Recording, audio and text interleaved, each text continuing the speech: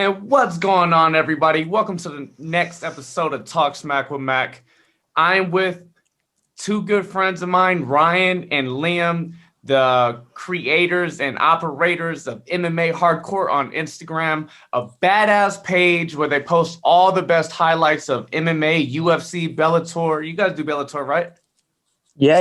Yeah, all that good shit, man. Check them out. MMA Hardcore on Instagram.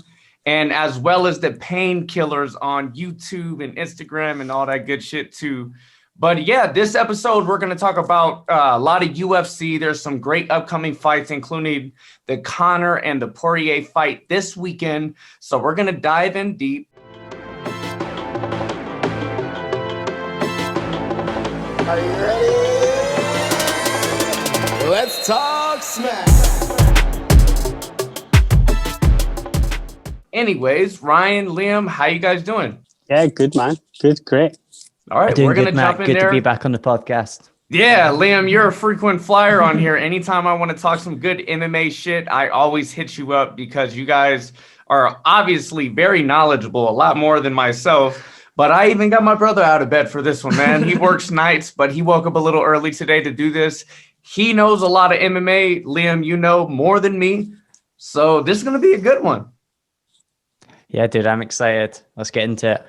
All right, before we jump in, because I want to talk about them as they kind of like in chronological order, but before we dive into Conor and Poirier, I want to give a shout out to my dog, Mike Davis. This dude went through one hell of a 2020, fucking with injuries and getting hit by a car. And tonight he was back in the octagon, one fight of the night, I believe. It was a brilliant fight.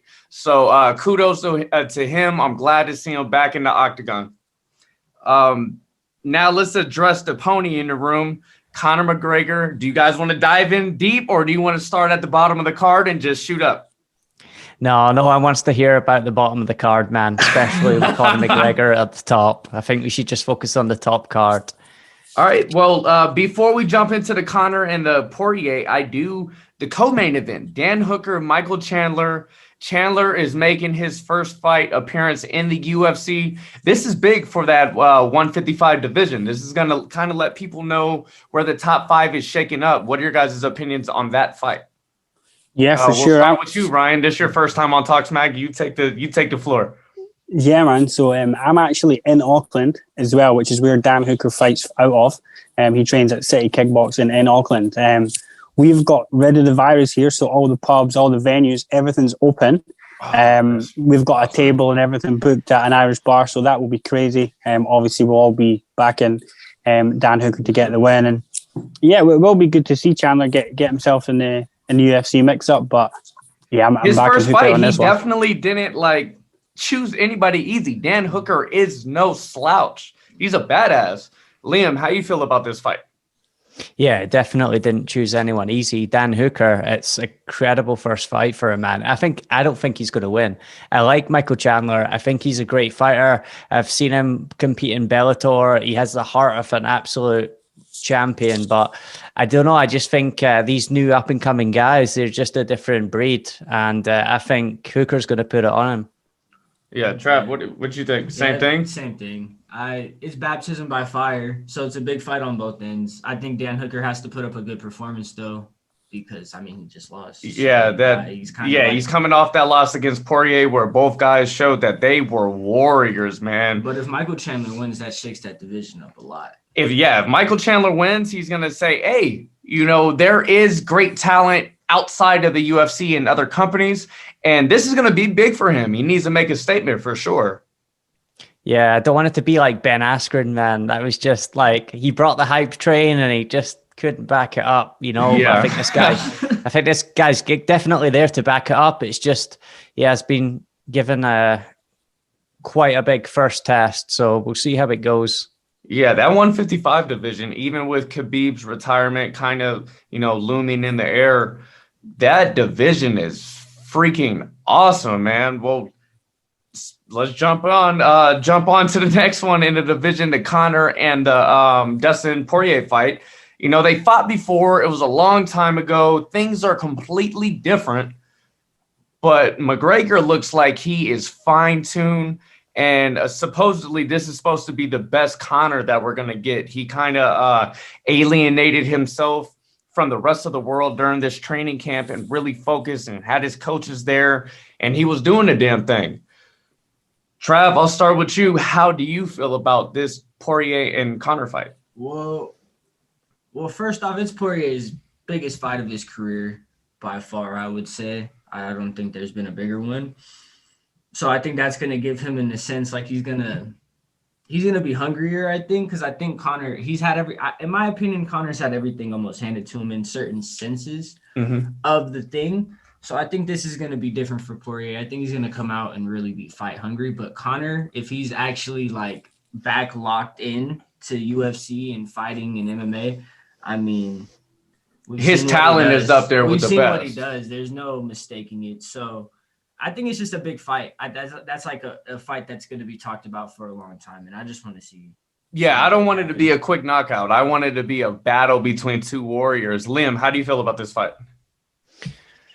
Yeah, I know what you mean. I don't want it to be like the Cowboy Cerrone fight where it was over so quickly. And then we had to wait a full year to see Conor back in the cage.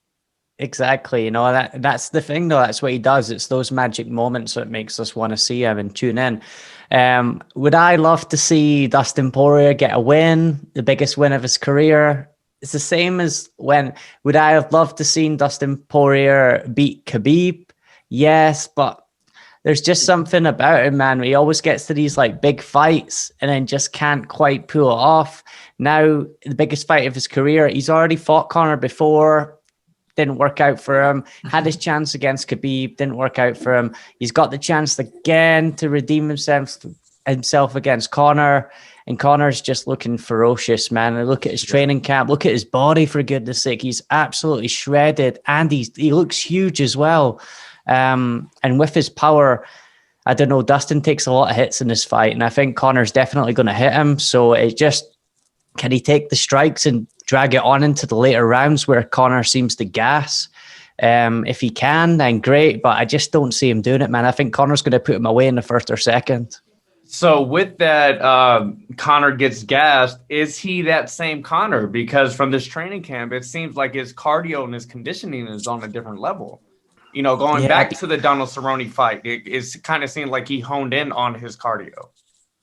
I don't know. He says that every time, though, you know, and like he can work on it as much as he wants. When you watch the Nate Diaz fights, the guy, he does tire. He tires in the later rounds, and he can get better at it. But he's just not a like fourth and fifth round fighter. Conor's a quick finisher, and that's where his advantages are. I think that's where he's going to try and put Poirier away quick, first or second round. If it goes third, fourth, and fifth, that's where it's going to get messy. And the thing is with Poirier, man, he seems to just come on stronger as the fight goes on. Look at the people he's fought, like Justin Gaethje, Eddie Alvarez. They're absolute wars, man. And he can just bite down and not give up. So if it goes like that, it could be fight of the year, man. You know, it could be like a Nate Diaz, Conor McGregor brawl where there's blood everywhere and everyone's bashed up. But we'll have to wait and see. I'm excited.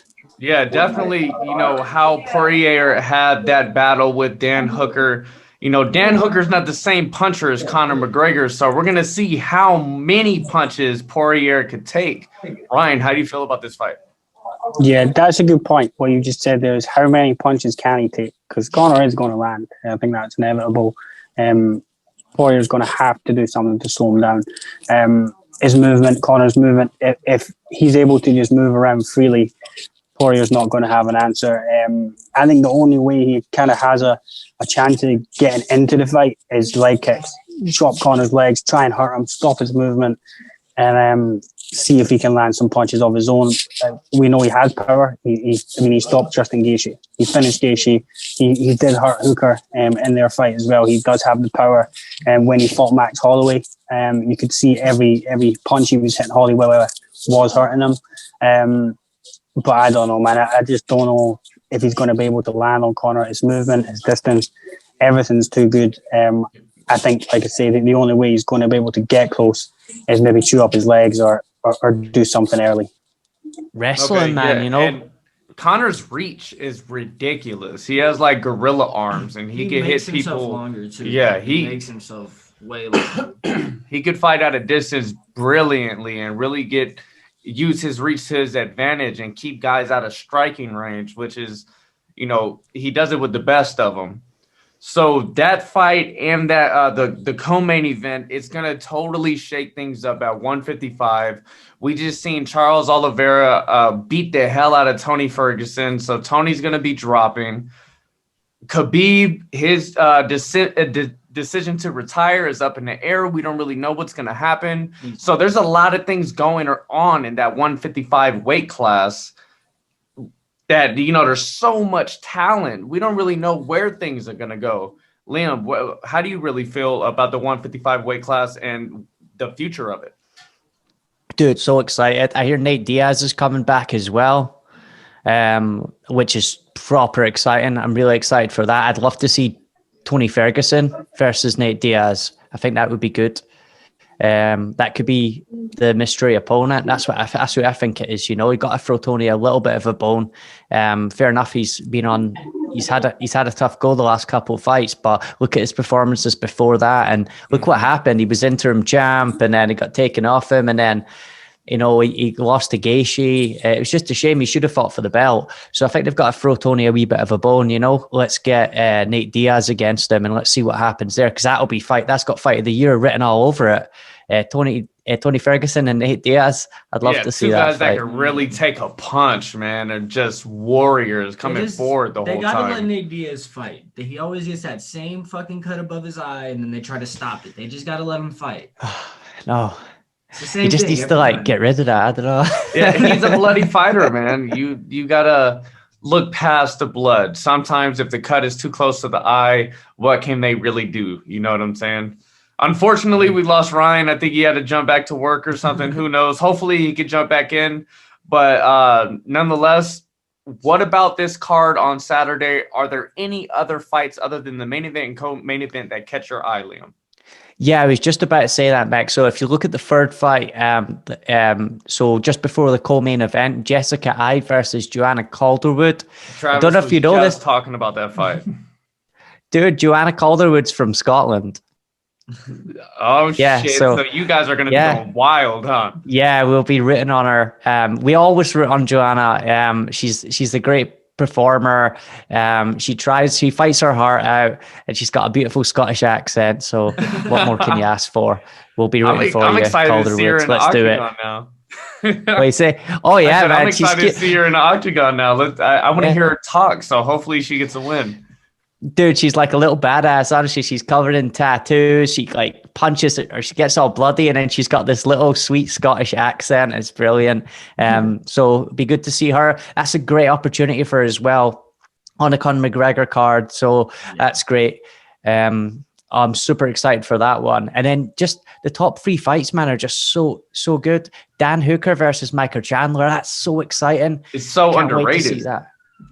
That's so underrated. It's kind of flying under the radar a little bit because it's Conor McGregor, Dustin Poirier. But man, that's so exciting. If that fight delivers, it's just going to set such a high expectation for the main event. And I don't know, man. I've got a feeling Conor's going to put him away in the first and second. It's going to be one of the Mystic Mac predictions. What does he say? 60 seconds. I think he's going for this time. So yeah, I could see. I'll have to wait and see.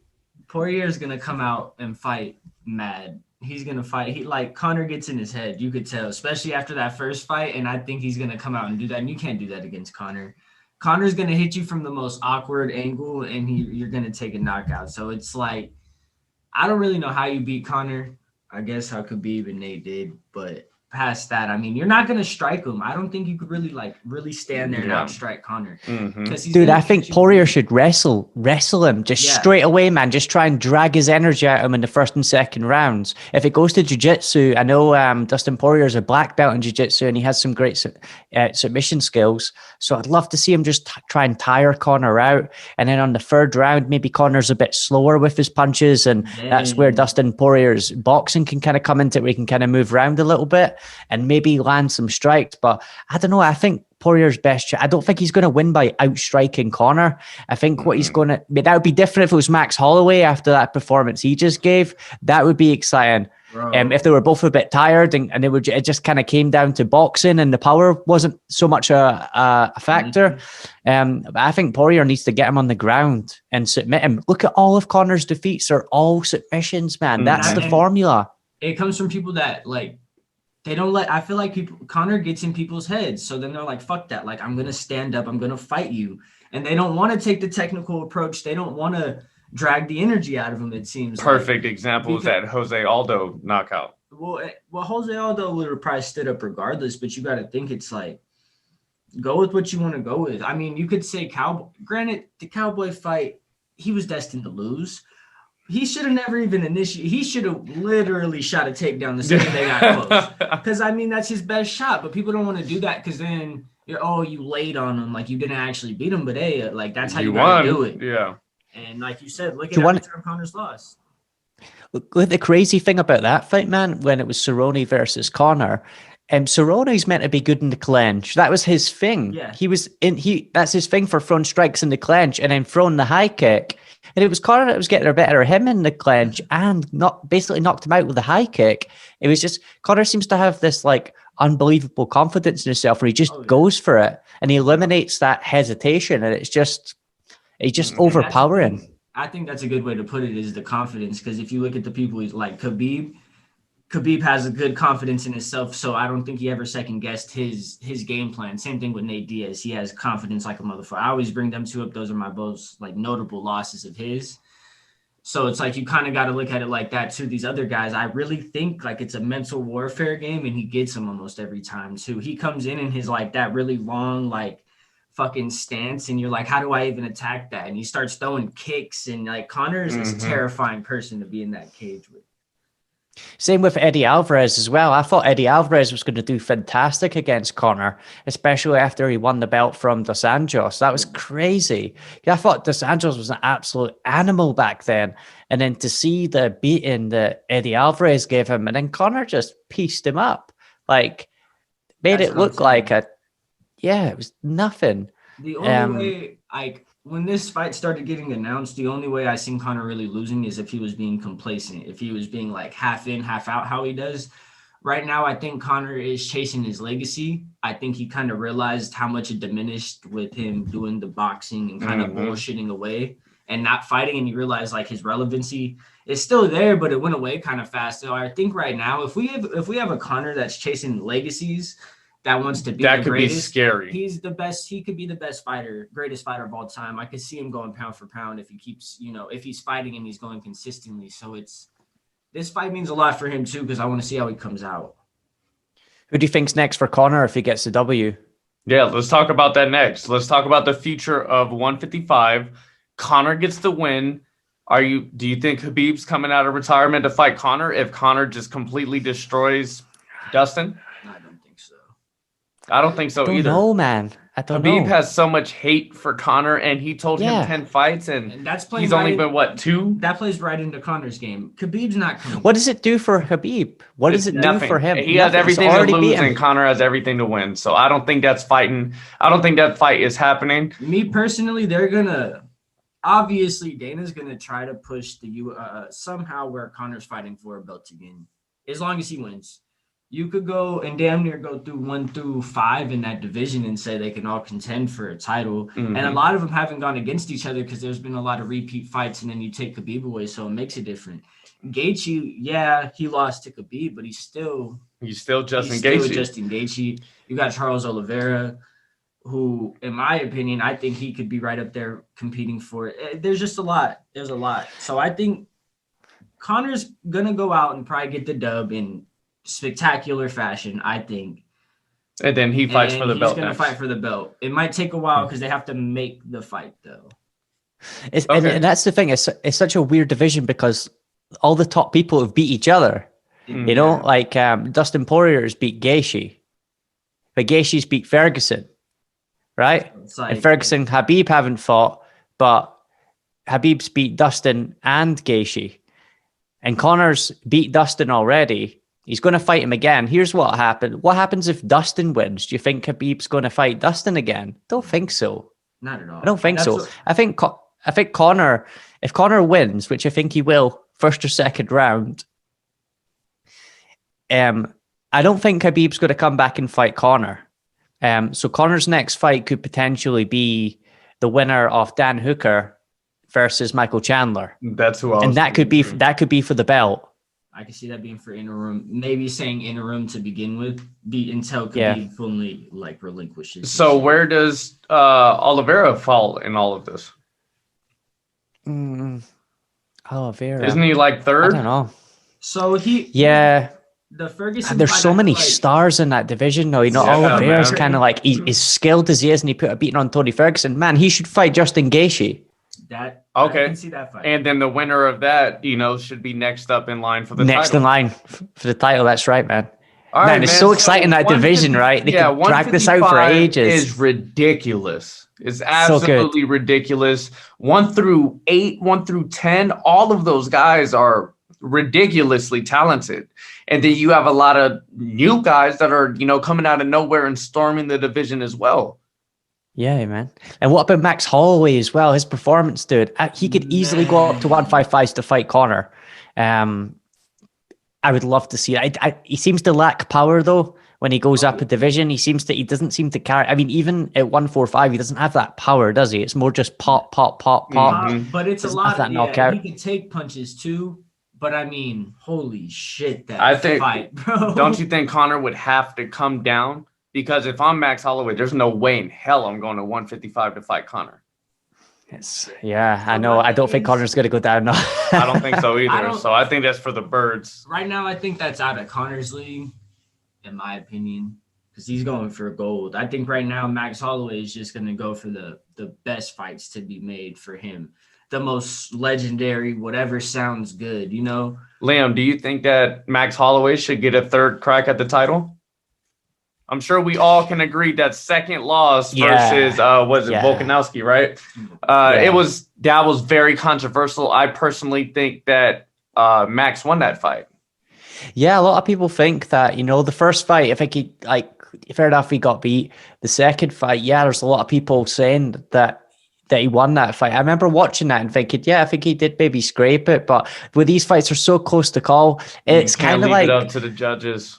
Yeah, he can't do that, but yeah, I think who's he going to fight next? I mean, he's a star. He just put on a great performance, man. He's not going to fight anyone below. I think, he could go for the rematch again, do the trilogy. Hopefully he gets the W, and we'll see what happens. Because I love Max Holloway. I think he's great. Isn't Brian Ortega fighting soon? Is he? Who's he? Who's Brian Ortega fighting, Liam? I just watched him fight not that long ago. I think he's fighting for the belt next. He's fighting. I thought so. Yeah, he's fighting for the belt. Dude, that would be But then it's like, if he wins the belt, Max fights him again. They do a rematch, and Max pieces him up. So and then he had to get the third trilogy fight in eventually. Then I think that's going to happen in the future, no matter what. Yeah, it seems to be inevitable, doesn't it? It definitely does. It's because the thing with Alexander Volkanovski is he's really fucking good too. Yeah. I mean, we could say what we want about those last two decisions, and Max Holloway is always a fan favorite, at least in my opinion. But Alexander Volkanovski is he's good. But I think he's a machine. There's fights to be made right there. Brian Ortega's last fight, he looked like a machine too. He looked fucking unstoppable. He shaved his head, right? That was when he was against the Korean Zombie. Yeah, he looked great. Yeah, it was against. Yeah, that was crazy. It was like, all right, he was just going. So, and I think Max Holloway again, he's just gonna put on performance after performance right now. After watching that last fight, I was expecting a good fight, but that shit was like, man. Yeah, it was great, definitely. Well, let's push forward a little bit more. February 13th, we got, fingers crossed that COVID doesn't mess this up, but we got Burns and Usman for the title. Who do you got for that one, Liam? Or you break that down, elaborate a little bit. Dude, that's a tough one, Usman is an absolute animal. He seems like kind of Tyron Woodley 2.0, like next level. He's skilled everywhere. He's a wrestler. He's got good striking. We've seen what he did to Colby. We've seen what he did to Woodley. He seems unstoppable. You've also got Gilbert Burns. It's an interesting fight. I don't know if I'm that excited for it. I don't know, man. Like, these guys don't really seem to... I feel like The fighting talks for itself for sure, but I feel like when you're a champ, you know, we want to see some triple. Is this fight? Are you excited for this fight, or is this fight going to be boring? I don't know. You know, I don't think it'll be boring. No, I mean, I think Usman's. I give him his due when it comes to fighting. He puts in his work, and we seen what he did to Colby. That was an exciting fight. He kept it exciting the whole time. Yeah, I was gonna say the fight against Colby was absolutely phenomenal and amazing to watch. But then against Masvidal, it's like, all right, this is boring as hell. You're just laying on top of him and kind of stomping on his feet a little bit. Both times he dominated. He's a great fighter, but it could get a bit boring. Yeah, it can. I don't know. So my thing, the Colby Covington fight was so good because there was animosity. They did. Yeah. That's what I'm saying. He's like, I'm gonna break your fucking jaw. These two guys, I mean, I like Gilbert Burns. I think Gilbert Burns is a pretty exciting fighter as far as like he just kind of tucks his chin and comes forward, so that's good to watch. But the thing with Kamaru Usman is like he's not gonna play into anybody's game, so he will clinch you and stomp your feet and then get the win that way. Yeah. And I think that's where kind of like the excitement comes out of his fights. So but it's hard to take that away from him. I mean, he's dominant. Are you fighting to win, or are you fighting to impress or entertain? But that's why I'm excited for that division because I think there's guys that are going to take him out because of that. You know what I mean? You can only lay on top of people for so long, and everybody knows Dana hates that shit. So they're going to try to get him out of there if he doesn't start putting on some type of more entertaining fight. But until then, shit, Usman, Darren Till, man, dominating everybody. Yeah. Oh, Darren Till went up, did he not? Is he? I think he's competing at 185 now. I think Darren Till. I'm not sure. He's kind of jumping up and down. That would be good. You need a striker, you know, to just like a powerful hard hitter to really go with Usman, you know. But yeah, Gilbert Burns, he's bloody beast as well. You know, who knows? He could win that fight. It's just. Sometimes I find it hard to engage with certain fights. You know, there's so many great fights now. I think what makes them stand out is when they are talking a little bit smack against each other. You know, like you say, you need more talking smack. Yeah, build it up a little bit. Yeah, we need some build up, man. Make us excited for the fight. We've got all these people fighting, man. What's so special about your fight? You know, we've got people like Jake Paul, Logan Paul. We've got Logan Paul fighting Floyd Mayweather in February. Tell me not going to watch that. That's such a joke. But dude, watch it though, right? Yeah, beat the brakes off his ass. I definitely go watch Mike Tyson again before I want to watch a Usman fight. You know what I'm saying? Because you know it's going to be, and that's because all the work Mike Tyson had done in the past, all the talking that he used to do, man. Some of the stuff he used to say was shocking. You know, but that's what's got us excited about it, you know. And I think for some fighters, they aren't into that, and that's fine. I get it and stuff like that. But you better put on a good performance then, you know, because it is entertainment at the end of the day, and we are wanted to be entertained. If it's not on the mic, it's in the octagon. So, and that's what Dana's wanting as well. So that's what we're all wanting to see. But yeah, it's a great. I was going to say, it's going to be a promising year for fights. Some of the fights that we've got lined up for this year, we've got Stipe versus Francis Ngannou rematch. That's going to be insane. I can't believe he's giving him a rematch. They confirmed the winner of that is fighting John Jones too. John Jones going to heavyweight, man. Adesanya going up to light heavyweight to take on. That's the next fight and last fight I want to touch on this episode is Izzy moving up to light heavyweight. The challenge, man, what is it? Blachowicz? Is that how you say his name? Oh, don't get me started on names, man. You know what we're like. Hey, John, you know, he had a rough stretch in the UFC, but I think he's won his last, 4 or 5 fights in a row. Like and he really turned it around and won the freaking title. And if I'm Izzy, I'm like, I see that opportunity, I jump on it. That's what he said. That's exactly what he said. Dangerous fight for him, man. Did you see Luke Rockhold's knockout against Blachowicz, man? He got knocked clean out. That guy's got serious power. Would not want to fight him. But Izzy, you know, he's going up. This is the thing. This is what we want to see. We want to see guys taking risks. This guy's got up a whole weight division. We're not talking 145 to 155, you know? We're talking, what? Yeah, what 185 to 205 is a big jump. That's ridiculous. And that's why I like Izzy, because Izzy cleared out that division. I was just looking at that the division right now. He cleared it out. There is not a fight that gains anything for him in there. And instead of him just doing a rematch or something, he's going up. He's the biggest star, man. What do you do when you're the biggest star? You have to start taking risks. Because what else is going to do it? You know, he's going to fight someone else, and yeah, it's all right. You'll beat them. Could do a rematch against Whitaker. I'd watch that. You know, or he could go up. He's already fought Paulo Costa, Yoel Romero, Whitaker. Till you're not going to fight Till. You know, why would he fight? He's not going to do anything for him. Off of everybody. He outmatches everybody. So he outmatches everyone. So he's going up a division, man. That's just insane. And not just fighting anybody. He's fighting for the title, the best guy in that division. That's so fucking dope. Yeah, that's scary as well. Guy, man. A big risk, but it ties back to what Travis said earlier about legacy. If he moves up and wins that title and he's a 2-division champ, legacy is now jumping up to a dramatic different level. Izzy too. He said he'll move up to heavy. He doesn't give a fuck. Oh, he said he'll chase John Jones's bitch ass all the way to heavyweight. So my thing with Izzy, dude, if he does that. God, if he does that, he could do that as well. If he's double champ and John Jones is the champ at heavyweight, or they need to fight for a belt or whatever. If he's winning the middleweight belt, goes up, wins the light heavyweight belt, and John Jones is for whatever reason the champion. Say he wins against the winner of Stipe versus Ngannou. If he says I'll fight John Jones at heavyweight, everyone's watching that.